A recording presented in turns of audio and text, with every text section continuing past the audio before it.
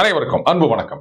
நண்பர்களே, நேற்றைய தினம் பல்லடத்துல பாஜகவின் மாநாடு, பிரதமர் மோடி அவர்கள் கலந்து கொண்ட ஒரு பிரம்மாண்டமான மாநாடு.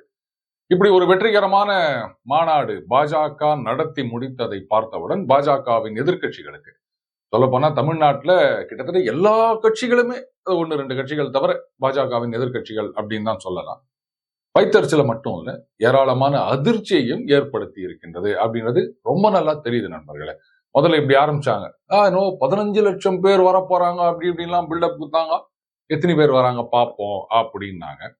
அதுக்கப்புறம் மாநாடு நடந்து முடிந்த பிறகு, என்னங்க 8 லட்சம் பேர் தான் வந்தாங்க இப்படின்னு சில பேர், 8 லட்சம்லாம் கூட இல்லைங்க, 5 லட்சம் பேர் இருந்தாலே அதிகம் அப்படின்னு சில பேர், அதெல்லாம் இல்லைங்க 1 லட்சம் அதுக்கு மேல ஒண்ணு கூட தாண்டாது அப்படி சில பேர். இதுல பாத்தீங்கன்னா இன்னொரு எக்ஸ்ட்ரீமுக்கு போயிட்டு ஒரு போட்டோ ஒன்று போடுறாங்க. அதுல வந்து பிரதமருடைய ஸ்பீச் அந்த எல்சிடி ஸ்கிரீன்ல ஓடிட்டு இருக்கு. பக்கத்துல பாத்தீங்கன்னா காலி நாற்காலிகள், பாத்தீங்களா, நோட்டாவோட போட்டி போடுற கட்சியோட லட்சணம் இதுதான் அப்படின்னு ட்வீட் போட்டு புலகாங்கிதம் அடைந்து கொண்டிருந்தனர் சில பேர். ஆனா இதுக்குன்னு இந்த பக்கமும் இவங்க சில ஃபேக்ட் செக்கர் வச்சுக்கிறாங்க. ஏங்க, முதல்ல அந்த மாநாடு நடந்தது ஓப்பன் கிரவுண்ட் இல்ல, நீங்க போட்டிருக்க போட்டோ வந்து அந்த ஒரு டென்ட் எல்லாம் போட்டு அதுல இருக்குது, இதுக்கு அதுக்கு சம்பந்தம் கிடையாது அப்படின்னு. இந்த பொய் சொல்றதுல ஒரு பெரிய சிக்கல் இருக்குதுங்க. அந்த காலத்துல இந்த மாதிரி வெரிஃபை பண்றதுக்கான சோர்சஸ் எதுவும் இல்லாதப்ப நம்ம பாட்டுக்கு அடிச்சு விட்டுட்டு போலாம். ஆனா இப்ப அதெல்லாம் நடக்காது. கெட்டிக்காரன் பொழுது 8 நாளைக்குன்னு சொல்லுவாங்க. இப்பெல்லாம் வந்து 8 செகண்ட் கூட நிக்க மாட்டுதுங்க. சேட்டலைட் சேனல்ல பிரதம மந்திரி அவர்களுடைய நிகழ்ச்சியை மக்கள் நேரடியா பார்த்துட்டு இருக்காங்க. அப்படி இருக்குச்சே இந்த மாதிரி ஒரு போட்டோவை போட்டீங்கன்னா அப்ப என்ன நினைப்பாங்க மக்கள்னா? அத்தனை பேருமா முட்டாள்கள்? இந்த மாதிரி நாம பொய்யையே சொல்லிட்டு இருக்கும் போது சிக்கல் என்னன்னா, என்னைக்காவது ஒரு நாள் தப்பி தவறி நம்மை அறியாமல் உண்மை சொல்லிட்டோம் அப்படின்னா கூட ஒருத்தரும் நம்ப மாட்டாங்க. உன்னை பத்தி தெரியாதா நமக்கு, இப்படிதான் சொல்லுவாங்க. சதுரங்க வேட்டையிலேயே சொல்லி கொடுத்துருக்காங்க, பொய் சொன்னாலும் அதுல ஒரு உண்மை இருக்கணும் அப்படின்னு. சினிமால பாருங்க எவ்வளவு விஷயங்கள்லாம் நமக்கு சொல்லி கொடுக்குறாங்க அப்படின்னு. அதனாலதான் வந்து தமிழக மக்கள் சினிமா துறையிலிருந்து தலைவர்களை தேர்ந்தெடுக்கிறாங்க போல இருக்கு. ஆனா ஒரே ஒரு கேள்விதான், சரிங்க, பாஜக இன்சிக்னிபிகன்ட், 1.5% 2% கட்சி, நோட்டாவுடன் போட்டி போடும் கட்சி, அப்புறம் ஏன் அவங்க மாநாடு நடத்தினா அதுக்கு திமுக அதிமுக ரெண்டு தரப்பில் இருந்தும் இவ்வளவு கடுமையான ரியாக்ஷன்? நாம் தமிழர் கட்சியில மாநாடு நடத்துறாங்க, அதை யாராவது கண்டுக்கிறாங்களா? திமுக அதிமுகல இவ்வளவு ஏங்க, நம்ம உலக நாயகன் மக்கள் நீதி மையம் ஆரம்பிச்ச காலத்துல எவ்வளவு கடுமையான குற்றச்சாட்டுகளை முன்வைத்தார், டார்ச்சர் போட்டு உடைச்சாரு. ஆனா திமுக அதிமுகல மானிமா உலக நாயகனை எதிர்த்து எங்கேயாவது பிரச்சாரம் பண்ணாங்களா? அப்படியே கேள்வி கேட்டா கூட ஏதாவது தமாஷா ஒரு பதில் கொடுத்துட்டு போயிருவாங்க. அவரை கண்டுக்கிறதே இல்லை. ஏன்னா இன்சிக்னிபிகன்ட் அப்படின்னு தெரியும். அப்புறம் ஏதோ கணிசமான ஓட்டு வாங்கினார். நாம் தமிழருடைய ஓட்டு வங்கின்றது இன்னும் பெருசாவே இருக்கு. இருந்தாலும் அவங்களுக்கெல்லாம் கொடுக்காத முக்கியத்துவத்தை பாஜகவுக்கு கொடுப்பதற்கான காரணம் என்ன? அப்ப இவங்க சொல்ற மாதிரி அது நோட்டாவுடன் போட்டி போடும் கட்சி கிடையாது, திமுக அதிமுகவுடன் போட்டி போடுகின்றது. அதனால தான் இவங்களுக்கு பயமா இருக்கு, டிஸ்கிரெடிட் பண்ணணும் அப்படின்றதுக்காக இந்த மாதிரி ஏதோ படத்தெல்லாம் போட்டு வைத்தறிச்சலை தீர்த்து கொண்டிருக்கின்றார்கள். ஆனா எந்த அளவுக்கு இவங்க இந்த மாதிரி ரியாக்ட் பண்றாங்களோ அந்த அளவுக்கு அந்த சைட்ல இருந்து பாஜகவுடைய வளர்ச்சி அதிகமாகி கொண்டே இருக்கின்றது. ஏன்னா கண்ணெதிர மக்கள் பார்க்கும்போது நீங்க ஒண்ணுமே இல்லை அப்படின்னு சொன்னா அப்போ நிஜமாவே இவங்க பாஜகவுக்கு பயப்படுறாங்க அப்படின்னு அவர்களுடைய ஆதரவு பாஜக பக்கம் திரும்புகின்றது. இதுல ஒரு சில அண்ணாமலை எதிர்ப்பாளர்கள், அவங்க வந்து பாஜகவுக்கு உள்ள இருக்கலாம், இல்ல வெளில இருக்கலாம், இல்ல உள்ள வெளியேன்னு தெரியாம எங்க இருக்கோன்னே தெரியாம கூட இருக்கலாம். அவங்களை எல்லாம் வந்து குஷிப்படுத்துற மாதிரி ஒரு நிகழ்ச்சி நடந்திருக்கின்றது. அதுக்கு முன்னாடி இன்னொரு விஷயத்த பார்த்துடலாம். கொஞ்ச நாளைக்கு முன்னாடி காங்கிரஸ் எம்எல்ஏ விஜயதாரிணி அவர்கள் அவங்க வந்து பாஜகவில் சேருகின்றார். இதுல பாருங்க, அதற்கு ஒரு சில நாட்களுக்கு முன்னாடியே செய்தி வந்திருந்தது இவங்க வந்து பாஜகவுக்கு போறாங்க அப்படின்னு. அதுக்கப்புறம் இன்னும் சில செய்திகள் என்னன்னா, பாருங்க காங்கிரஸ் தரப்பில் இருந்து அவங்களுக்கு போன் பண்ணா நாட் ரீச்சபிள்னு வருது, போன் எடுக்கல அப்படின்லாம் சொல்லியிருந்தாங்க. அவங்க வந்து இல்ல வேற ஏதோ ஒரு முக்கியமான விஷயமா போயிருந்தேன் அப்படின்னு சொல்லியிருந்தாங்க. அதை மறுக்கவோ இல்லை ஏற்றுக்கொள்ளவோ அப்படி இல்லாம நீதர் கன்ஃபர்ம் நாட் டினைன்னு சொல்லுவாங்க, அந்த மாதிரி ஒரு நிலைப்பாடுல இருந்தாங்க. திடீர்னு அந்த விஷயம்லாம் அமுங்கிடுச்சுன்னு நினைச்சா மறுபடியும் போயிட்டு பாஜகவை சேர்ந்துட்டாங்கன்றதை நம்ம பார்க்கிறோம். அதே மாதிரிதான் இன்னும் நிறைய புள்ளிகள் வந்து சேரப்போகின்றார்கள் அப்படின்னு சொல்லியிருந்தாங்க பிற கட்சிகளில் இருந்து. பிரதம மந்திரி வருவதற்கு முன்னாடி அது ஒரு பெரிய பேசு பொருள் ஆக வேண்டும் அப்படின்னு. ஆனால் அந்த நிகழ்ச்சி ரத்து செய்யப்பட்டு விட்டது. அதாவது எதிர்பாராத காரணங்களுக்காக அப்படின்னு சொன்னாங்க. இந்த விஷயத்தை பொறுத்த வரைக்கும் பாஜக தலைவர் அண்ணாமலை அவர்கள் கொஞ்சம் அண்டர் பிளே பண்ணியிருக்கலாம் அப்படின்னு நினைக்கிறேன். அது வேற ஏதாவது ஸ்ட்ராட்டஜியா இருந்ததுன்னா ஓகே. மற்றபடி எதிர்பார்த்தவர்கள் வந்து சேரவில்லை அப்படின்னா முன்னாடியே ஒரு பெரிய பில்டப் கொடுத்தது ஒரு காரணமாக இருந்திருக்கலாம். நமக்கு காரியம் தாங்க முக்கியம். அவங்க வந்து சேர்ந்திருந்தாங்கன்னா அதுக்கப்புறம் அது ஒரு பெரிய பேசு பொருளா இருந்திருக்கும். முன்னாடியே சொன்னதுனால யாருக்கு தெரியும், ஒருவேளை அந்த கட்சிகளை சார்ந்த தலைவர்கள் அவங்களே கூட ஆஹா இன்னார் போறாரா அப்படின்னு தெரிஞ்சு ஏதாவது பேசி வானாங்கனா அப்படின்ட்டு கன்வின்ஸ் பண்ணிருக்கலாம்.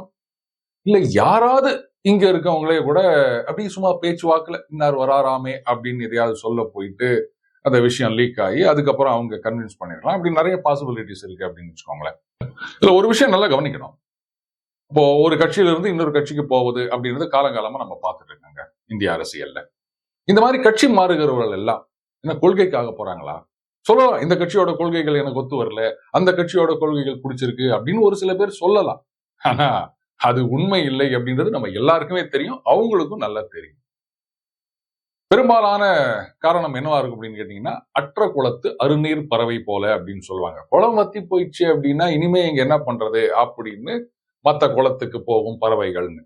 உதாரணத்துக்கு ஒரு கட்சி இனிமே இந்த கட்சிக்கு வாய்ப்பே இல்லை அப்படின்னு நினைச்சா வேற கட்சிக்கு தாவுவது. டக்குன்னு ஞாபகம் வருது காங்கிரஸ். கரெக்ட். இதுக்கு மேலேயும் காங்கிரஸ் கட்சியில இருக்கவங்களை பார்த்து பரிதாபப்படுறதை தவிர நம்ம வேற ஒன்றும் பண்ண முடியாதுங்க. சோ அந்த மாதிரி காங்கிரஸ்ல இருந்து பாஜகவுக்கு போவதுன்னு நிறைய நடந்துட்டு இருக்கு. அடுத்தது இந்த கட்சிக்கு எதிர்காலம் இருக்கலாம், இல்ல நிகழ்காலம் கூட இருக்கலாம். ஆனா அதுல நமக்கு சான்ஸ் இல்லை அப்படின்னு நினைக்கிறது. பல்வேறு காரணங்களுக்காக கட்டம் கட்டப்பட்டவர்களாக இருக்கலாம். சரி இதுக்கு மேல இங்க எதுக்கு நம்ம இருக்கணும் அப்படின்னு சொல்லிட்டு மற்ற கட்சிகளுக்கு தாவுவது அப்படின்றது இருக்குதுங்க. சோ இந்த மாதிரி ஒரு தலைவர் இன்னொரு கட்சிக்கு வந்து விட்டதனால் அப்போ அந்த கட்சிக்கு பலம் கூடுகின்றதா அப்படின்னா ஒரு அளவுக்கு தான். மிகப்பெரிய அளவுல எல்லாம் வந்து கிடையவே கிடையாது. ஏன்னா அப்படிப்பட்ட தலைவர்களும் இன்றைக்கு பல கட்சிகள்ல இல்லை. ஒரு காலத்துல இருந்தாங்க. ஒரு சில தலைவர்கள்லாம் பாத்தீங்கன்னா அவங்களுடைய தொகுதியில அவங்களுடைய பகுதியில ஒரு அசைக்க முடியாத செல்வாக்குடன் இருந்தார்கள். ஆனா இனி யாரும் அப்படி இருக்கிறது கிடையாது. மந்திரி பதவியில இருக்கவங்களே கூட பாத்தீங்கன்னா அடுத்த எலெக்ஷன்ல தொகுதி மாறி நிக்கிறாங்க. ஆனா ஒரே தொகுதியில தொடர்ந்து ஜெயித்து கட்சி தோத்தாலும் அவங்க ஜெயிச்சவங்க அப்படின்ற நிறைய பேரை நம்ம பார்த்திருக்கோம். ஆனா இப்ப அது ரொம்பவே கஷ்டமா இருக்கு. புரியுதுங்களா? சோ அப்ப ஒரு தலைவர் இந்த கட்சியில இருந்து அந்த கட்சிக்கு வந்துட்டார் அப்படின்றதுனாலேயே வந்து பெரிய செல்வாக்கு கூடுகின்றதுன்னு சொல்ல முடியாது. ஆனால் பெர்செப்ஷன் இதுதான் ரொம்ப ரொம்ப முக்கியம். இந்த எலெக்ஷன் நேரத்துல இந்த மூவ்மெண்ட் ரொம்பவே இருக்குங்க. அப்ப எதுக்கு அப்படின்னு கேட்டீங்கன்னா பாத்தீங்களா இந்த கட்சி தான் ஜெயிக்கிற கட்சி போல இது அப்படின்னு ஒரு இம்ப்ரெஷனை கிரியேட் பண்றதுக்கு. தலைவர்கள் வந்து சேர்றதை விடுங்க. நீங்க நிறைய பார்க்கலாம். ஏதாவது ஒரு கட்சி வந்து ஒரு மாநாடு நடத்துறாங்க, இல்ல ஏதோ ஒரு பொதுக்கூட்டம் போடுறாங்க அப்படின்னு சொன்னா இந்த கட்சியிலிருந்து இத்தனை பேர் விலகி தலைவர் முன்னிலையில் இந்த கட்சியில் சேர்ந்தார்கள் அப்படின்னு சொல்லுவாங்க. பல கட்சிகளில் இருந்து இத்தனை பேர் விலகி இங்க வந்து சேர்ந்தாங்க அப்படின்னு சொல்லுவாங்க. இதெல்லாம் என்னன்னா பாத்தீங்களா எங்க கட்சி தான் வந்து முன்னணியில் இருக்கின்றது அப்படின்னு காமிச்சிக்கிறதுக்காக ஒரு நெரேட்டிவ் செட் பண்ற விஷயம் தானே தவிர உண்மையிலேயே அத்தனை 100 பேர் அவங்க வேற கட்சியில இருந்தாங்களா என்ன ஏது அப்படின்லாம் விசாரிக்க போனா அது வேற மாதிரியா இருக்கும். பல கட்சிகளிலும் காலங்காலமா இதைத்தான் பண்ணிட்டு இருக்காங்க. இது ஒரு டெம்ப்ளேட். அதனால இதை யாரும் சீரியஸா எடுத்துக்கிறதே கிடையாது. சோ தமிழகத்துல பாஜகவை பொறுத்த வரைக்கும் மற்ற கட்சிகள்ல இருந்து நிறைய பேர் இப்ப இங்க வந்து ஜாயின் பண்றாங்க அப்படின்னு சொன்னா அப்போ பாஜக அந்த மொமெண்டம் கெயின் பண்ணிட்டு முன்னாடி போயிட்டு இருக்காங்க அப்படின்ற ஒரு நெரேட்டிவ் செட் பண்ணுவதற்கு அது உதவும். அவ்வளவுதான். இப்ப பாத்தீங்கன்னா பாஜக 2வது இடத்துக்கு வந்து விட்டதா அப்படின்னு சில பேர் கேட்க ஆரம்பிச்சிருக்காங்க. ஒரு சில சர்வேக்களும் வந்து கொண்டிருக்கின்றன. நம்ம தான் சொல்லுவோம் இல்லையா சர்வேவெல்லாம் நம்ம பெருசா எடுத்துக்கிறது கிடையாது அப்படின்னு. 2ஆம் இடம் அப்படின்றத விட இப்ப இருக்கிற சிச்சுவேஷன்ல பாஜக 3ஆம் இடம்னு சொல்லலாம். ஆனா closer third at any time அவங்க வந்து 2ஆம் இடத்துக்கு ஓவர்டேக் பண்ணி செல்வதற்கான வாய்ப்புகள் அதிகமாக இருக்கின்றன. அதுக்கு 2 காரணம் சொல்லலாம். ஏன்னா 2வது இடத்தில் அதிமுக இருக்கின்றது. 3வது இடத்துல க்ளோஸா பின்னாடி இருக்க பாஜக அந்த இடத்துக்கு போகணும், அதிமுகவை ரீப்ளேஸ் பண்ணணும் அப்படின்னா ஒன்று அதிமுகவில் இன்றைக்கு இருக்கின்ற தலைமை அந்த கரிஸ்மேட்டிக் லீடர் அப்படின்றது கிடையாதுங்க. அதனால புதிய வாக்காளர்கள் அதுக்கப்புறம் நியூட்ரல் ஓட்டர்ஸ் அரசியல்ல இருந்து ஒதுங்கி இருந்தவங்க இவர்களை ஈர்க்கக்கூடிய சக்தி அதிமுகவுக்கு இல்லை. சொல்ல போனா நீங்க அதிமுகவின் வெற்றிக்கு காரணம் அப்படின்னு சொன்னா அவங்களுடைய கோர் ஓட் பேங்க் மட்டும் கிடையாது. கூட்டணி இல்லாமையே அதிமுக ஜெயிச்சிருக்கு அப்படின்னா அதுக்கு காரணம் அதிமுகவுக்கு 35% 40% ஓட்டு இருக்கு அப்படின்றது கிடையாது. Neutral voters. அப்ப அந்த நியூட்ரல் ஓட்டர்ஸ் அட்ராக்ட் பண்ணக்கூடிய சக்தி அது அதிமுக தலைமைக்கு அன்று இருந்தது. இன்றைக்கு இருக்கின்ற தலைமைக்கு அது இல்லை. அதனால தான் 2021 தேர்தலில் அதிமுக தோற்றதுக்கு முழு காரணம்னு நான் சொல்லுவேன். அப்போ அந்த வாக்காளர்கள்லாம் இன்னைக்கு அது சொல்லவே வேணாம், பாஜக பக்கம், அதாவது அண்ணாமலை அவர்கள் பக்கம் ஈர்க்கப்பட்டு கொண்டிருக்கின்றார்கள். சோ அப்ப பாஜகவுடைய ஓட்டு வங்கி அப்படின்றது இன்க்ரீஸ் ஆயிட்டே போதுங்க. இதுதான் அதிமுகவுக்கு இருக்கின்ற ஒரு பெரிய வீக்னஸ் நான் சொல்லுவேன். இப்ப சில பேர் சொல்லலாம், என்ன சார் அப்ப என்ன அதிமுக இளைஞர்களே கிடையாதா அப்படின்னு. நல்லா நீங்க ஆராய்ச்சி பண்ணி பாத்தீங்கன்னா தெரியும், அவங்க குடும்பமே அதிமுகவாக இருக்கும். ஏன்னா எப்பவுமே நம்ம சொல்லுவோம், வீட்டுல அப்பா அம்மா, அவர் பெரும்பாலும் அப்பா, அவர் என்ன கட்சியில இருக்காரோ அதே சித்தாந்தம் அப்படின்னு சொல்றாங்கல்ல, அந்த மாதிரிதான் பசங்களும் வளருவாங்க. வெரி ரேர், ஒரு ஃபியூ பர்சன்டேஜ் மட்டும்தான் அப்பா ஒரு இதுல இருப்பார், பையன் அதுக்கு எதிராக போறது அப்படின்றது. சோ அந்த மாதிரியான யூத் பரம்பரையா கட்சி அப்படின்றது வந்துட்டு தான் இருப்பாங்க. ஆனா இந்த கட்சி சாராத இடங்களில் இருப்பவர்கள், இந்த நியூட்ரல் வாக்காளர்கள், அவர்களுடைய அடுத்த தலைமுறை, அவர்களை ஈர்க்கக்கூடிய சக்தி அதிமுகவுக்கு இல்லை. இன்னொரு விஷயத்துல பாருங்க, இன்றைக்கு டெல்லியில போயிட்டு மத்த கட்சி தலைவர்களுடனோ இல்லைன்னா ஆளுங்கட்சி தலைமையுடனோ, சார் ஆளுங்கட்சியோட எதுக்கு பேசணும் அப்படின்லாம் கேட்காதீங்க. பல நேரங்களில் அப்படி பாத்தீங்கன்னா திமுக இன்னைக்கு பாஜக மிகப்பெரிய எதிரியாக நினைக்கின்றார்கள். ஆனாலும் டெல்லியில போயிட்டு ஆளுங்கட்சி அமைச்சர்களை சந்திக்கின்றார்கள், பிரதம மந்திரியை சந்திச்சுட்டு வராங்க. இதெல்லாம் நடக்குது இல்லையா? சோ இதெல்லாம் அரசியல்ல சாதாரண விஷயம். சோ அந்த மாதிரி டெல்லியில போயிட்டு மத்த கட்சி தலைவர்களுடன் பேசக்கூடிய அளவுக்கு திறமை வாய்ந்த தலைவர்கள் இன்னைக்கு அதிமுக எத்தனை பேர் இருக்காங்க? ஆனா திமுக ஏராளமான பேர் இருக்காங்க. இதுவும் பெரிய வீக்னஸ் அப்படின்னு தெரியுது அவங்களுக்கு. ஜெயலலிதா அவர்கள் இருந்த காலம் வரைக்கும் அதற்கான தேவை இல்லை. அப்படி மற்ற கட்சி தலைவர்களுடன் பேசணும் அப்படின்னு நினைச்சாலே அவங்களுக்கு இருந்த ஒரு செல்வாக்கு, ஆளுமை, மற்ற கட்சி தலைவர்கள்லாம் இங்க வருவாங்க, அவங்களோட பேசுவாங்க. ஒருவேளை டெல்லியில இருந்து மற்ற கட்சி தலைவர்கள் இங்க வராங்க அப்படின்னு சொன்னா, இங்க அதிமுகவுல இருந்து யார் போய் பேசுவாங்க? எத்தனை பேர் பேசுவாங்க? சொல்லுங்க பார்க்கலாம். ஆனா திமுகவில் அதற்கான தலைவர்கள் இருக்காங்க. ஒத்துக்கிறீங்களா? இதுவும் அதிமுகவுடைய ஒரு பெரிய வீக்னஸ். பிராண்ட் வேல்யூ அப்படின்றது முக்கியங்க. நீங்க சொல்றாங்க, அதை பாருங்க, யார் பிரதமர் அப்படின்றது முக்கியம் இல்லை, ஆனால் அந்த ரெப்ரசன்டேஷன் அதுதான் முக்கியம்னு சொல்றாங்க. இதெல்லாம் ஜனங்க ஏத்துக்க மாட்டாங்க. இப்ப புதுசா என்னவோ ஒண்ணு சொல்றீங்க. ஜெயலலிதா அவர்கள் இருந்த போது ஜெயலலிதா பிஎம் அப்படின்னு ஒரு கோஷம் எழுந்தது. மோடியா லேடியான்னு கேட்டாங்க. ஆனா இன்னைக்கு யார் பிரைம் மினிஸ்டர் முக்கியம் இல்லை அப்படின்னு சொன்னா, 40 தொகுதி 39+1 வச்சுக்கினே இவங்க தான் பிஎம்னு சொல்ல முடிந்த அதிமுகவில் இன்னைக்கு அப்படியே பிளேட்டை மாத்தி போட்டு அதெல்லாம் அவசியமே இல்லைன்னு சொன்னா திடீர்னு இந்த டெம்ப்ளேட்டுக்கு ஜனங்க ஒத்துப்பாங்களா? அடுத்தது பாஜக ஏடிஎம்கேவை ரீப்ளேஸ் பண்ணலாம் அப்படின்னு சொன்னதுக்கு இன்னொரு முக்கியமான காரணம், நீங்க அண்ணாமலை அவர்கள் தலைவரா வர்றதுக்கு முன்னாடி பாத்தீங்கன்னா பாஜக அதிமுக திமுக இந்த இரண்டு கட்சிகளையும் கடுமையாக எதிர்த்தது அப்படின்றது கிடையாது. 2014க்கு முன்னாடி பாத்தீங்கன்னா ரெண்டு கட்சியுமே ஒரு சாஃப்ட் அப்ரோச். ஏன்னா சொல்ல முடியாது யாரோட அலையன்ஸ் வைப்பாங்கன்னு. ஆனா மோடி அவர்கள் பிரதமராக வந்த பிறகு பாத்தீங்கன்னா கரெக்ட், அதுக்கப்புறம் டிஎம்கேவோட ஒட்டும் இல்லை, உறவும் இல்லை, அதுக்கான சான்ஸ் இல்லை அப்படின்னு ஒரு மாதிரி ஆகி போயிடுச்சுங்க. சோ திமுகவை குறிப்பா அந்த 2G விஷயம் அதெல்லாம் கடுமையாக எதிர்த்தார்கள் பாஜக. ஆனா அதிமுகவை கடுமையாக எதிர்க்க முடியவில்லை அவர்களால். ஏன்னா என்னைக்கு இருந்தாலும் ஒரு அலையன்ஸ் வரத்துக்கு வாய்ப்பு இருக்குது, அதனால எதுக்கு அப்படின்னு.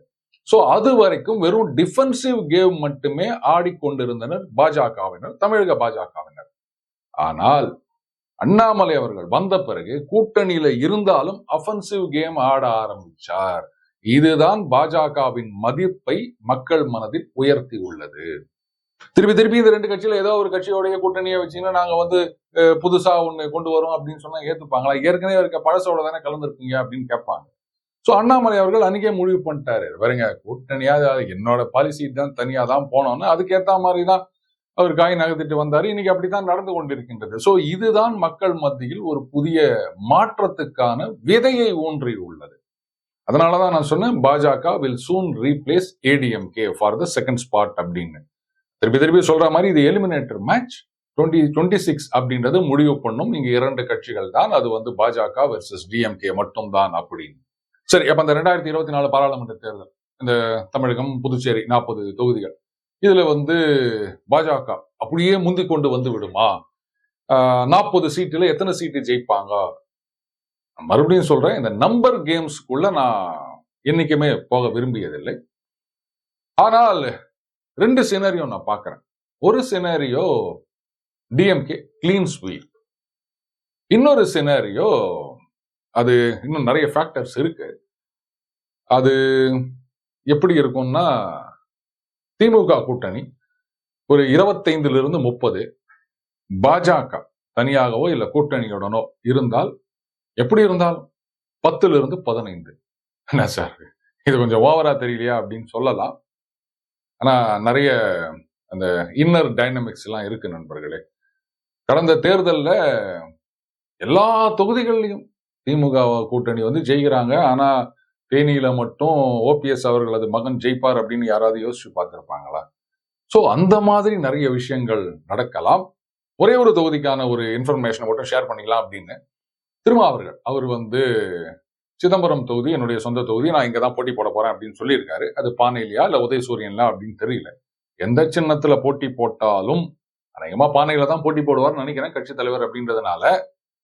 இந்த தடவை காம்படிஷன் ரொம்ப டஃபா இருக்க போது. சார் போன தடவையுமே டஃபா தான் இருந்தது அப்படின்னு சொல்றீங்களா?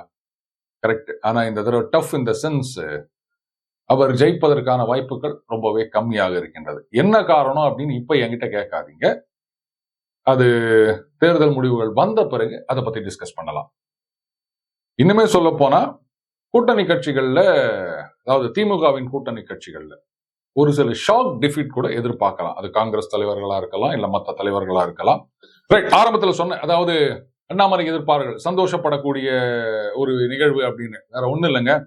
மோடி அவர்கள் வந்து அண்ணாமலை முதுகுல 6 தடவை ஓங்கி அறை விட்டு இருக்கின்றார். அதனுடைய சிக்னிபிகன்ஸ் என்ன தெரியுமா? 6 பேரை கூட்டு வரதா சொன்னீங்களே அண்ணாமலை, ஒருத்தர் கூட வரலையே அப்படின்ட்டு பயங்கர கோபத்துல 6 அறை விட்டார். அதுக்கப்புறமா அண்ணாமலை அவர்கள் வந்து மோடி அவர்கள் கையை பிடித்து, இல்ல இந்த தடவை ஏதோ முடியல, எனக்கு இன்னொரு வாய்ப்பு கொடுங்கள் அப்படின்னு கெஞ்சி கேட்டுக்கொண்டார்.